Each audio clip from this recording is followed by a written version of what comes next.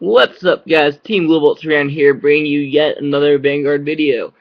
It has actually been 1 year now since the first time I did my first box update. I noticed that I did that like just after my 25th birthday, so can't believe I've been going on this long with Vanguard. It's awesome, starting to spread like wildfire, and thanks for supporting me so far. Anyways, as you can see, I have the lovely brand new map here for set 5 sneak peek, and win my draft, and this was part of the prize, so it's awesome. Can't wait to get the Majesty Lord one. Anyways, here is deck of the whenever. It's one that I've really been waiting to show you. I've been wanting to make this deck forever. It's definitely the beta version, but I don't care. It's still amazingly consistent. I think locals today, I only lost one match out of basically everything between free play and tournament. And honestly, that was against a Spectral Leaf player that I beat the other two matches I played him. So I consider that a win. Anyways, enough chatting around, let's get on with business. Starting things off with Winglebrave. And not one, but two, because he has his best friend with the puppy sword. That's backwards. There we go. I'm done. Winglebrave's ability. It's a Pioneering Vanguard, which means it moves out of the soul. And if it supports the attack from a blaster, it goes into Soul. You search your deck for any blaster unit. It could be Blaster Blade, Blaster Dark, or even Majestic Blaster Lord. It really adds consistency, helps you get your blasters better, and there's a lot of pressure attacking if they're on your strategy and you want to do stuff. So, Wing Brave, 2 of until I change things around. Like I said, there's still a lot of changes to be made in this deck. Still a lot of things I only have 1 of, but who cares? This is awesome. Has to be shown. You got 4 Luz. Lou the Badass, best crit ever. 4 Vegeta Owl, second best crit ever. Not using opponent because he looks retarded. 8 crits, 4 draws. Like I said, opponent looks retarded, and draw triggers I think are really good in here. Helps you get to your key blaster units, helps you basically draw more shield power. It's a really good defensive trigger. Gives you that 4K power boost if you need it, which does break some numbers here and there. But it's a defensive trigger, just like a heal trigger. I like this lineup. Move on to grade 1s. Start things off pretty simple. We got 4 Magic Man Marin. For my Flash Shield, pretty standard. Excuse me. Been up all night, so whatever. Work all day. We run 3 Toy Poogles, 9K boost behind grade 3s, behind anything if you have 2 more grade 3s, so really good, helps you hit a couple numbers, but doesn't make too much of it between this and Marin. We'll leave it to the side though for a combo later.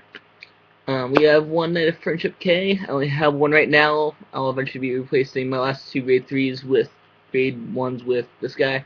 7K booster. If you have a blaster on the field as your Vanguard, he becomes a 10K beater. So grade 1, that becomes a 10K. Not bad. Of course, the last 2 cards are Blaster Blade Jr. Knight Square Allen. Standard 7K becomes +1 if you counterblast 1.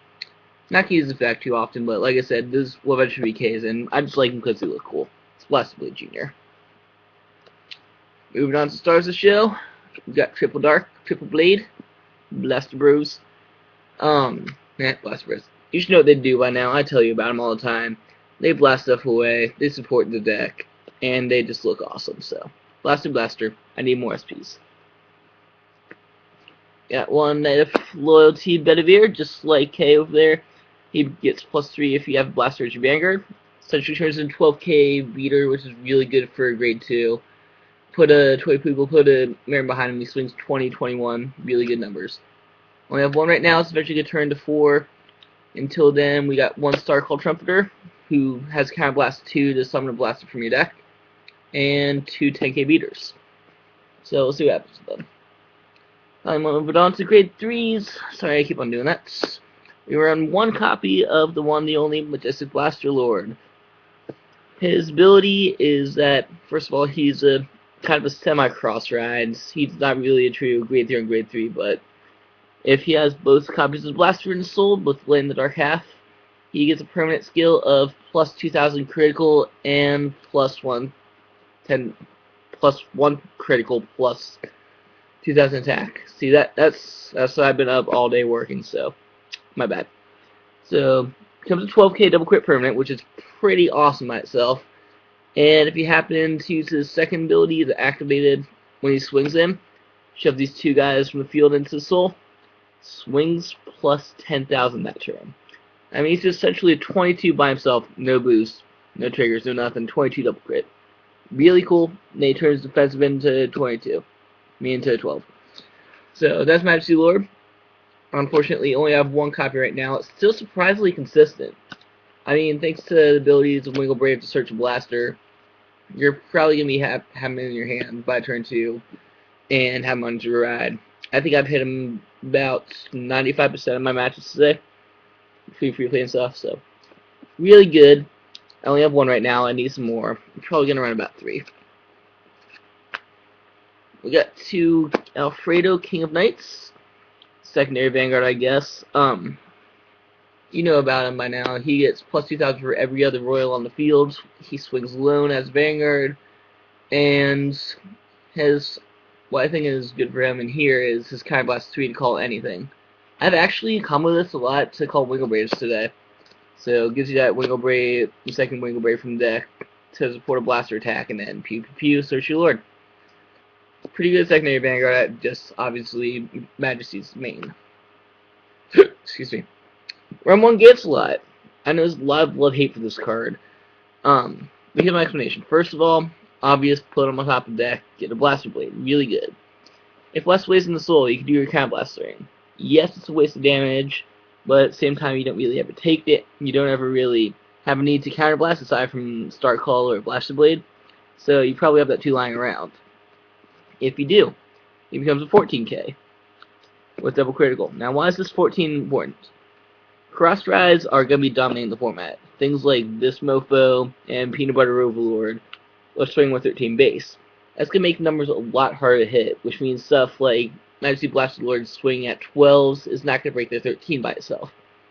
14 will, but only if you put a puppy behind it. 14 9 is 23. Congratulations, you just made a stage 3 attack with triple critical on a cross ride. Pretty good. Just kind of a finishing blow against cross rides. And rounding things out, we have 4 Michael Bay, Palamedes, whatever you want to call him. He's a 13k free attacker. What's to say about him? So that is version 1 of the Blaster deck, Blaster Masters, Knights of Pandora. Like I said, a lot of changes need to be made. Obviously, a lot of cards I only have one of. But I don't care. I've just been really excited for this deck. Really excited for Blasters. Basically, the Majesty Blaster was like the reason I'm still playing this game.